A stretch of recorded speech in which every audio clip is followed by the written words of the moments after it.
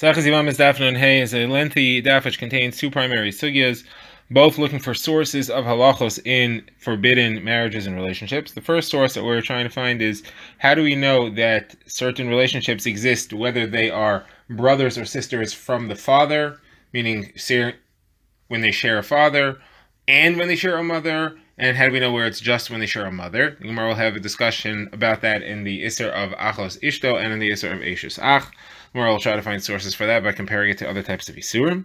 And then the Gemara will go back to the concept of Hara'o, which Gemara has been talking about, which is a partial Bia, as to which Isurim have Hara considered to be a full Bia, which do not, and how we understand the Psukim relative to that. Along the way, we'll have a discussion of some places where the Torah mentions Krisos, which seems to be extra, and why we need it there. So let's begin. The Gemara is discussing the Isser of Achos Ishto, one's wife's sister, as well as Eishes Ach, one's brother's wife. These two things, the Gemara says, and the Gemara is going to prove, have the halacha that the relationship of the sister, the wife, and her sister, the Isser of one's wife's sister is forbidden whether the sister is a sister of one's wife by sharing a father, or by sharing a mother, or by sharing both. The Gemara wants to know, how do we know that?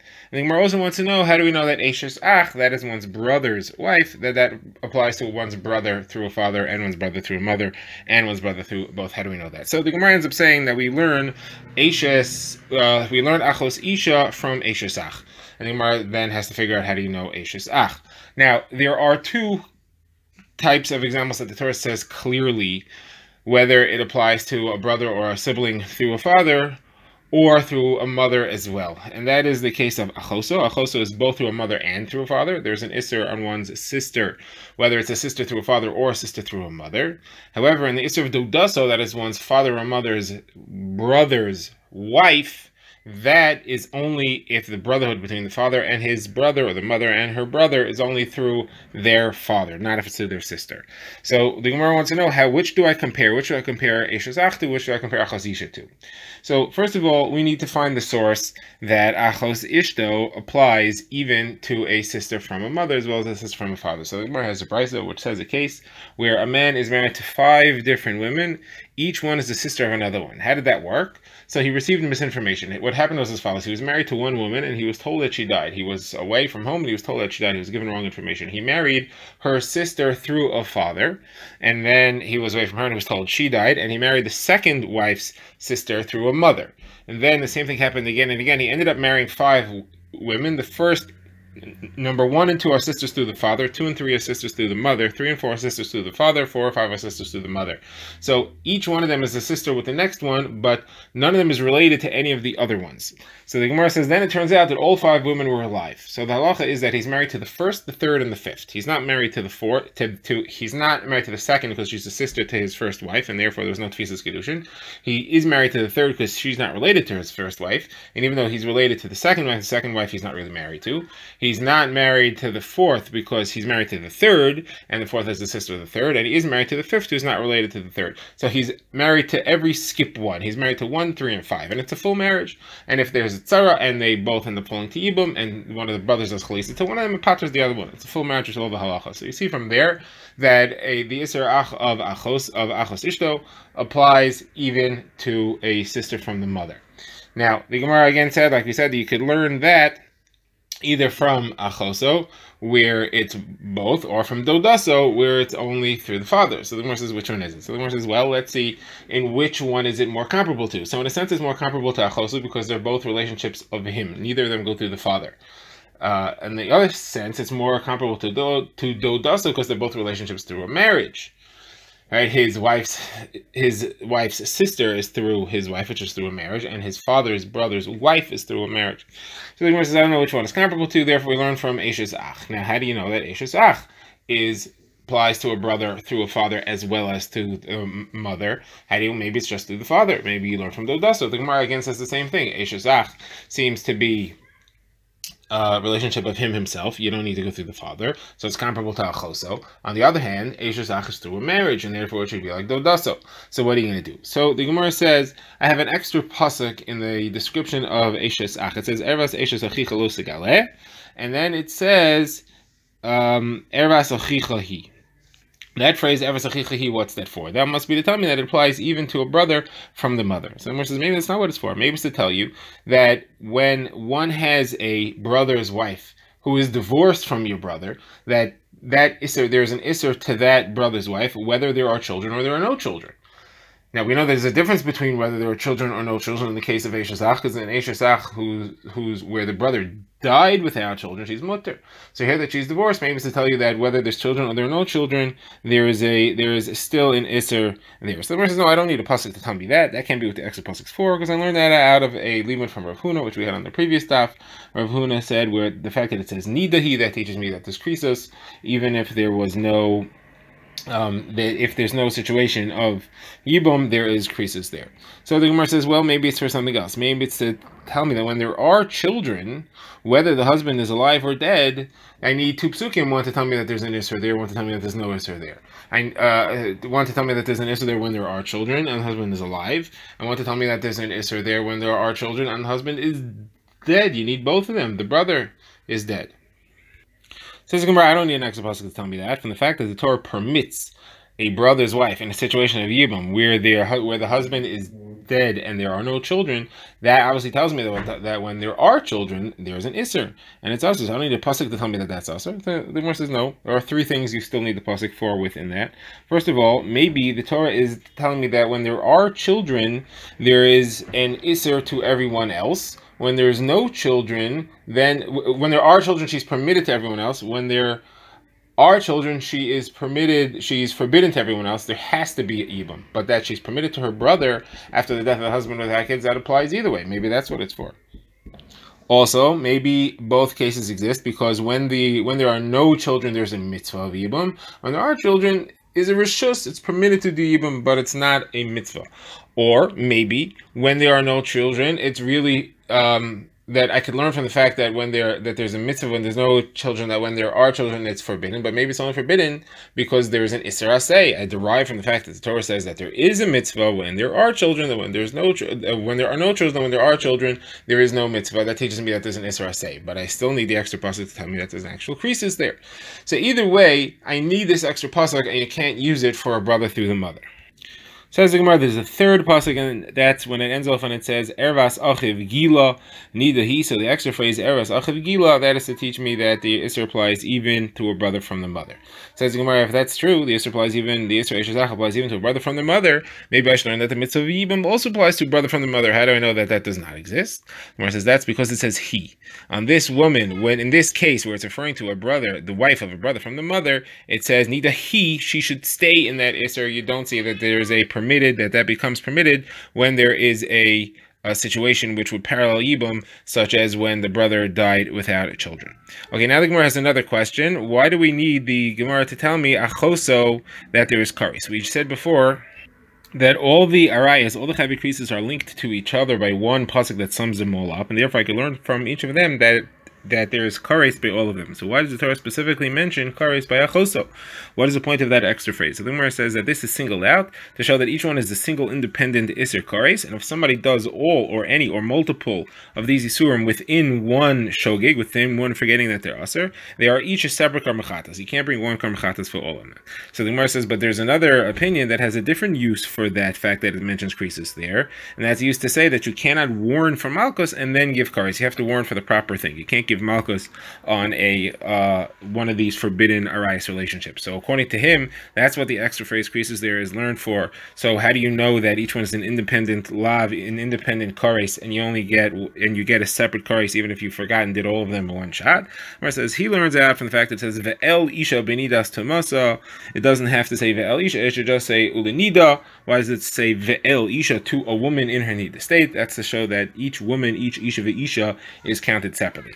Okay, now the Gemara says, why does the Torah tell me that a dodaso, one's uncle's wife, why does the Torah say that, why does it specify there, aririm you? They will be aririm, they will be childless, which means that they will get kares. Again, they're all linked together. Why does it have to spell it out there? So the Gemara says that's to explain to me what aririm is, like we have a drasha that the Gemara says elsewhere, we have a contradiction between the phrase aririm yu and the phrase aririm yamusu. In one place it says they will be aririm, they will be childless, and one place it says they will die childless. Well, which is it? Will they not have any more children for the rest of their lives, or will they lose their children all at the end of their lives just before they die? So the Gemara says it's going to be both of them. And you need both of these to be written separately. When it says aririm yu, that makes it sound like from the beginning of their marriage, or that from the beginning of their lives, each of these individually, until they did the sin, they will be childless. Any children that were born from then will die, and that period will be considered childless, but not necessarily anything will happen after the sin. And the other one says, no, aririm yamusu, from now until their death, they'll be childless, they won't have a child going forward. So you have to have both of these to show that both of these will exist. They won't have a child going back. Any child that they had already will die, and therefore they will not have been productive in their previous life up until the sin. And also aririm yamusu, they will not have any child now going forward. They are going to die childless. Okay, now the Gemara goes back to the sugya of hara. Hara is a partial bia. The Gemara is going to define what exactly is this hara, what is this partial bia later. Now the Gemara wants to know how do we learn that it counts as a bia in all the different isurim. We've already seen clear limudim that hara, partial bia, counts as a bia as far as chayve krisis. The Gemara now wants to know, how do we know that it counts as a bia as far as chayve lavin? So the Gemara says, well, perhaps from the fact that the Torah specifically tells me that it does not count as a bia for a shifcha charufa, that is a shifcha kananis who was engaged to an eved ivri, that's permitted. The fact that it says there specifically that it does not count, that shows that all the other chayve lavin, besides for that one exception, it does count. So the Gemara says, well, maybe you should learn otherwise. Maybe you should learn from the fact that it says specifically that it counts by krisus, that hara counts. So you should learn the opposite. You should learn that it does not count by all these. It's only krisis where it counts and not by chayve lavin. So the Gemara says, if so, why does I need the Torah? That would be true that all chayve lavin does not count. Why would I need the Torah to specify in the case of shechva charufa that hara does not count? What does this specify? It uses the phrase shechva zera. It has to be the type of bia which can potentially give birth to children, create children, conceive children, and that's only something which is a complete bia, not something which is a partial bia, not a hara. So therefore, it obviously has to be that the other chayve lavin, hara, does count as only shivcha charufa, that it does not count. Now the Gemara says, how do you know by lave kahuna, isure kahuna, which are weaker because they don't apply to all people, they only apply to kahanim? How do you know it counts there? The Gemara says the word kicha is used there, making zera from the word kicha there to kicha by other isure lav. Now the Gemara says, what about chayve asay, like mamzer in a sin? There where it's an asay, that's a weaker one. How do you know that it's there? So the Gemara says, because it says the word bia there, the word bia is used there, and by regular chayve lav, and therefore there's a link zera from the word bia to bia. Now the Gemara asks, what about the word yevamos shuk? So the Gemara says, what kind of shayla is that? Yevamos shuk is some kind of isser. Either it's a lav or it's a lava b'machal asay, so it's an asay, whatever it is. We already learned both of those. We learned lav and we learned asay. Gemara says, no, I want to ask you, how do you know that a yavam, doing be with his yavama, to be koner her and do yibum, how do you know that there it works? So the Gemara says, that's from the word kicha. It says ulekacha, and therefore the word kicha links that. Now the Gemara says, well, there are three places where it says shechva zera, and I want it, which implies that hara does not work. I want to understand all three. So shechva charufa, that's one of them that we already explained. That's an exception. There, in the case of shechva shivcha charufa, hara does not work. However, it also says by eshes ish. Eshes ish, we know it does work. So why does it say shechva zera there? And by esota, it also says shechva zera. Why does it say it there? It cannot be because to show you that hara does not work, because we already learned that in both those cases hara works and counts as a bia. So the Gemara says, let's deal with eshes ish. Eshes ish, it says shechva zera to exclude somebody who does a bia with an aver mace, that is with a non-erect aver, and that does not count because that cannot be motzi zera, that cannot give children, that does not count as a bia. So the Gemara says that works according to the opinion that says that someone who is mashamish be'aver mace is putter, that is not, that really does not count. But according to the one that says that he really is chayiv, so that's not a true halacha. So what then is learned that a fact that it says shechva zera? So the Gemara says that's to avoid someone who's mashamish with a dead body, with an eshes ish after she dies, necrophilia. That we learned that she is considered to, there is no isser there because she can't give birth. It's not shechva zera. Now you would think that she is, and the fact that a dead woman is called she'ero, she's still called a relative, and the isser eshes ish comes from the word she'er. So therefore you would think that it does count. There is an isser there of eshes ish, comes to show me that may be a horrible thing to do, but it does not count as the ish or eshes ish. Now, why does it say it by saita? So the Gemara says that too. It's that's to exclude a case where the sota procedure, that is the husband who warned his wife to stay away from this man, where he warned for one specific thing and not for all types of bias. So the Gemara says, what type of thing did he warn for? So the Gemara first wants to say where he warned her not to do a bias shalo kidarka, that a non-usual penetration. So that would be what is being first to include that's not a shechavas zera, that does not count to make her sota. So Gemara says that can be because it's described as mishkeve isha. He warns her not to do mishkeve isha. Mishkeve isha includes bia shalo kedarka. That is something that makes into a sota. So the Gemara says, okay, and refers to where he warned her not to do a derech evarim, not to refer to when there's some kind of a physical manipulation with other parts of the body to the avar. That's what he warned her against. So the Gemara says, what do you mean? Why would I have a havamina that's considered to be a bia? That's not a bia. Any other thing is not a penetration. It's just a manipulation. That's just a pritzas. That's just an immoral behavior, but it doesn't count as a bia at all. So why would I need to exclude that? So the Gemara says, okay, so it's referring to where he warned her not to do a neshika. Neshika means just contact between the reproductive organs without any penetration at all. So Gemara says that's good according to the opinion that says that contact doesn't count as hara, doesn't count as a partial bia. But as we shall see soon, there's an opinion that holds that it does count as a partial bia, and therefore that's usher as well. So according to that opinion, again, what is learned out of the fact that it says shechva zera? So Gemara says, okay, so I'm going to go back to derech ivar, I'm going to go back to physical manipulation against other parts of the body, and you may think that even though it's not a real bia, still the fact that the husband warned her against it, therefore that makes her a sota, because he gets to decide what he wants to warn her against. Kamash malan, that no, that has to be something which is shechva zera, has to be something which is an actual bia. Okay, now the Gemara goes into the sugya of what exactly is a hara. What is this partial bia? So we have three levels that are discussed. We have a partial bia called hara. We have a complete bia, which the Gemara refers to as miruk, and we have possibly something less than that, which is nothing at all, doesn't even count as a hara altogether. Now, in the actual penetration, there are three levels we can discuss as well. There's first contact, there is the insertion of the atara, that is the head of the organ, and then there's something which is called a complete insertion. We don't know what that is. So what is the halacha? What is hara exactly? So the Gemara brings potentially three opinions. The Gemara says, Shmuel says hara is the first contact. That's what counts as a partial bia, and the reason is because when contact is made, there has to be some moving of the flesh and some insertion that happens there at all. He says, much as somebody puts a finger on his lip, he has to push it in a little. It's impossible that it doesn't go in at all. Now the Gemara says, Rabbi Bar Chana came from Eretz Yisrael, Yechanan, and he said that the Gemar bia, the completion of bia, that is the only thing that's forbidden in Shefcha Charufa, that is the insertion of the head. So the Gemara wants to know, how's it fit with Rav Sheshes, who says that shechva zera only counts on miruk, only counts on completion? So that would seem to be insertion of the entire organ, not just the head. How does it fit? So the Gemara says, no, miruk means insertion of the entire, just means the entire head, not the entire organ. Now the Gemara has a different version of Rav Yochanan, that who Rav Dimi came, he said the name of Rav Yochanan, he said that hara, partial bia, is not what Shmuel said. He said partial bia is the insertion of the head. Now, how does that fit over here? So the Gemara says that does not fit with Rabbi Bar Chana was quoting of Yochanan, because he said that the insertion of the head, that counts as Gemar bia. Here he's saying that's only partial bia, it's only hara. So it doesn't fit together, and he said, when they told Rav Dimi that that's what Rabbi Bar Chana said, he said, listen, one of the two of us is a liar. Rabbi Yochanan did not say both of those things. It cannot both be hara and Gemar bia. It's only one or the other.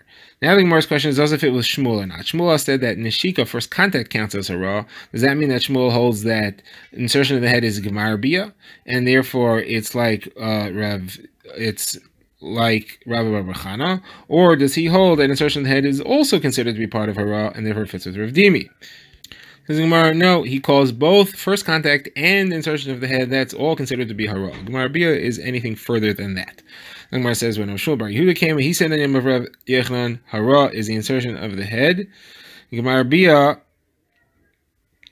is actual finishing insertion of the entire aver. Anything less than insertion of the head is all called neshika, and not like Shmuel, that is pater. That doesn't count as a bia at all. Shmuel would have said that from first contact is already considered to be hara. He says no, that's not a bia, and that's pater altogether.